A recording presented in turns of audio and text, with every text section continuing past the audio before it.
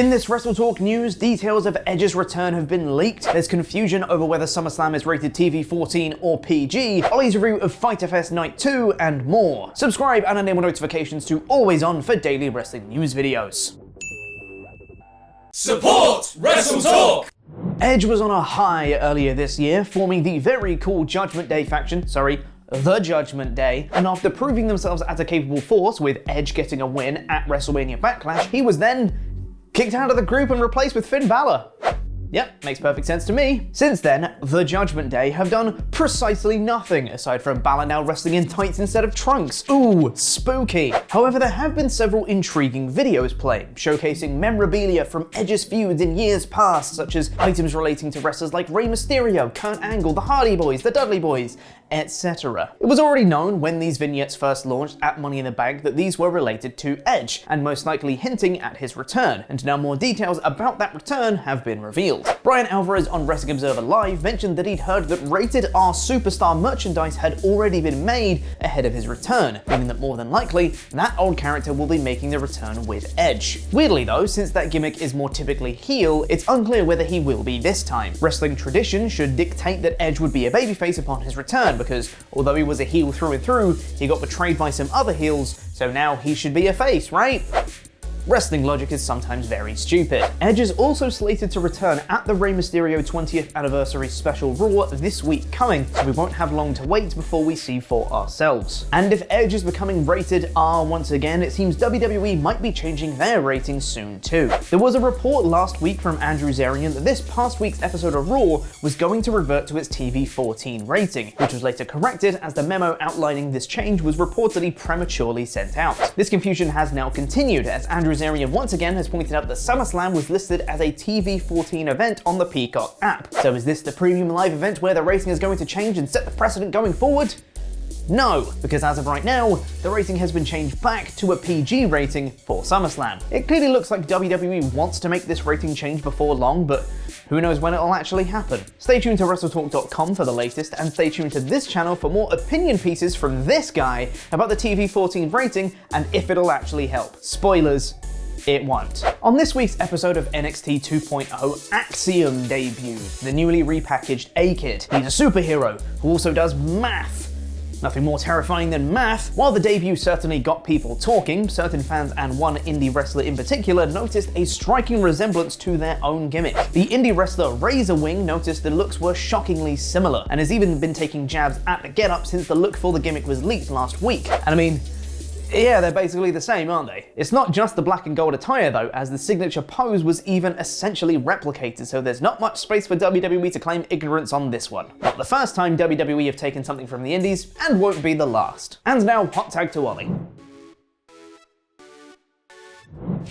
Visit WrestleShop.com every day for the most stupendous in wrestling merchandise. WrestleShop.com, wrestling merch for grown-ups. It's Thursday, you know what that means. My review of AEW Dynamite Night 2 in about 5 minutes. They've got a fancy new LCD entrance walkway. Fyter Fest. This guy is wearing a shark hat in the crowd.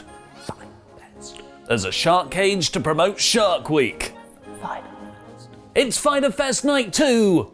I don't know what that means. Darby Allin continued his mission to replace Spike Dudley as the human definition of ragdolling in the show's opening grudge match against Brody King. An effective telling a really big tattooed guy versus really small face-painted guy. It's like Uncle Gary at my 5th birthday all over again.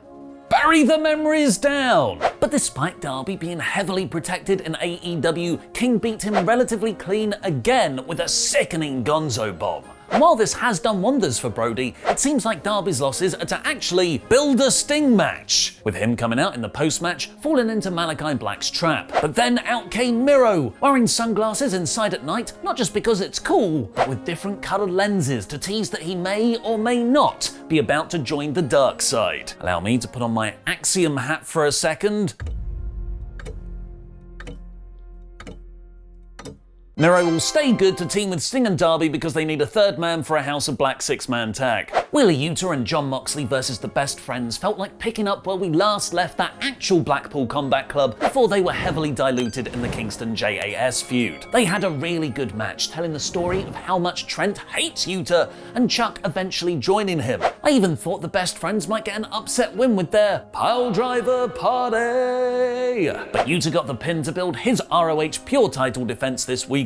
As many of you pointed out last week, I made a mistake in my criticism of Swerve and Our Glory's title win. I said they should have won it at Revolution, which would have been difficult because they weren't even a team then. I of course meant Double or Nothing. Nevertheless, my point still stands. I think you should have built to a Bucks FTR match. But I'm all here for the follow-up. I love Keith Lee. I love Strickland. As did the crowd, welcoming them with "You deserve it" chants. Just like Wardlow before them though, the Mark Sterling curse hit, preventing an actual first feud being set up, booking a comedy cake in the face. Also here's a celebrity rapper getting physical spot sports entertainment segment. I would have preferred something serious that started a new story. Butcher and the Blade beat up the Dark Order until Hangman Page made the save backstage. Hangman is inexplicably underused right now considering how lacking in top stars AEW currently is. Luchasaurus squashed both Varsity Blondes in a handicap match, plus Christian Cage. Christian tagged in to get the pin, gloriously outworking nobody, and then got on Luchasaurus' shoulders to celebrate. Almost summoned by the visual, Jungle Boy's music hit and a genuine big surprise. Luchasaurus stood to one side, letting him chase Christian out the arena. I still think Luchasaurus turns on him though.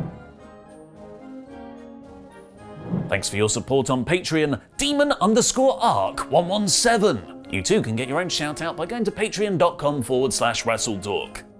Ricky Starks beat Cole Carter in 5 minutes for his FTW title. I love that Ricky is getting frequently featured on the A Show, as he's fantastic. I would have preferred a more decisive victory over the unknown Carter here though. Afterwards, Ricky made an open challenge right now, which Danhausen answered. But Ricky healed it up, saying the match will actually be next week.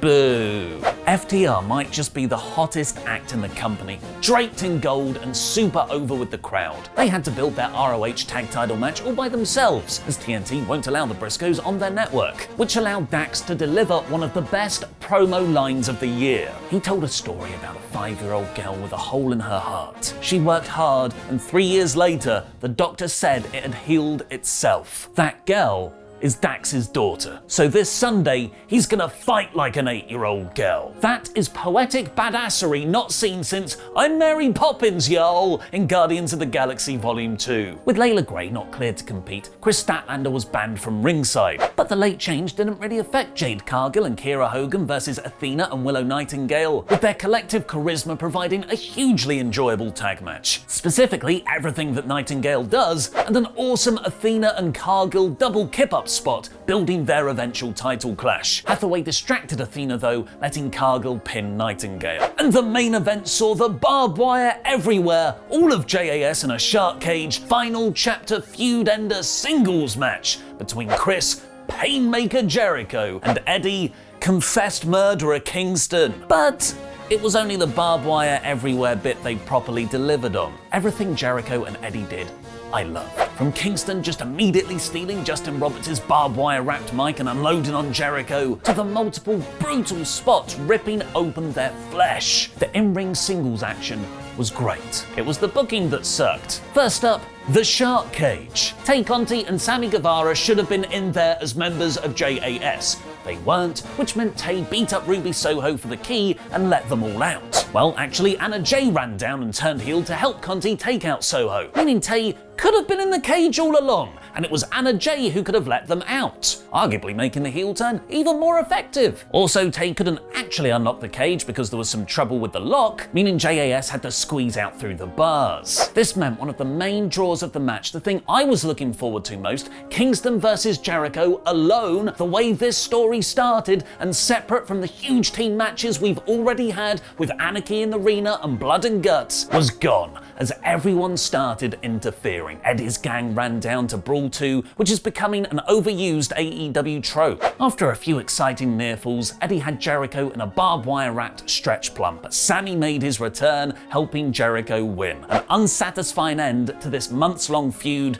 made even worse by Kingston beating up both guys afterwards and standing tall, begging the question, Why not just have Kingston win the match? It should have been a clean, albeit blood-soaked victory. This was a deeply unfulfilling end in a bad way, not the brilliantly blue-balling finish of Blood and Guts. At the end of that match, Eddie had one of the most interesting character beats of the year. The booking since, specifically this angle, has squandered it. What did you think of Dynamite?